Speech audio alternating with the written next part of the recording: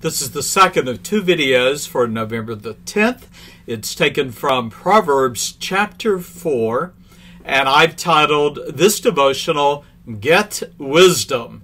Now, Proverbs chapter 4, we read in verse 7 these words, Wisdom is the principal thing. You know, the book of Proverbs magnifies wisdom really as its central theme and challenges all believers to make the pursuit of wisdom a daily priority.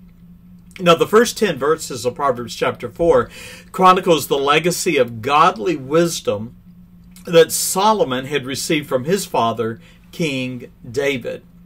Solomon wrote concerning his father's instructions in Proverbs 4, verse 3 and 4, these words. He writes, "For I was my father's son, tender, only beloved in the sight of my mother," his mother being Bathsheba.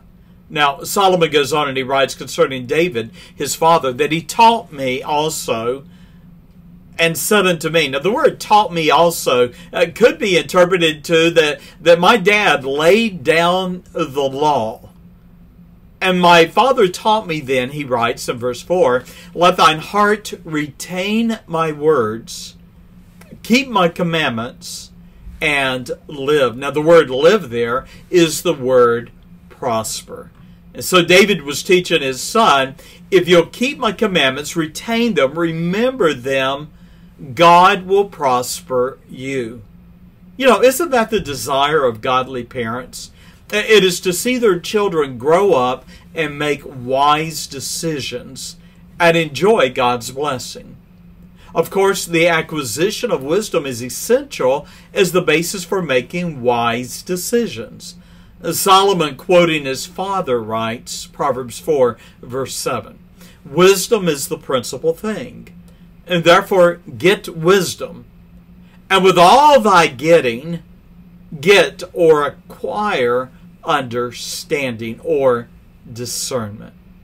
When Solomon wrote of wisdom, he was referring to the wisdom of God, not the wisdom of man. You see, biblical wisdom begins with being in a right relationship with God. After all, we read in Proverbs 1 and verse 7, the fear or the reverence of the Lord is the beginning of knowledge. Knowledge of God's word and an obedient walk are fundamental to the acquisition of godly wisdom. Now, in Proverbs chapter 12 and verse 15, we read, while a fool is right in his own eyes, the implication there that a fool cannot be taught anything because he thinks he's right in his own eyes. But then it goes on in Proverbs 12:15 and says, he that hearkeneth or listens or heeds unto counsel is wise. And no wonder David challenged Solomon. Wisdom is the principal thing. It's the beginning of understanding and discernment. Now, a closing thought that is a question. Good parents are concerned their children will grow up and make right decisions. But how many parents make the effort to teach their children to love, fear, and obey the Lord?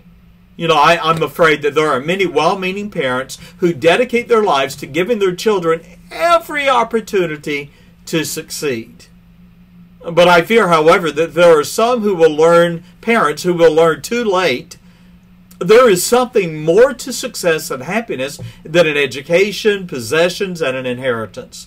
And that something is the principal thing, and it is wisdom. I challenge you, get wisdom, for that only comes from God. When we study His Word, when we meditate upon it, when we apply it to our lives and we heed and obey it. Get wisdom. It is the principal thing. God bless, and bye-bye.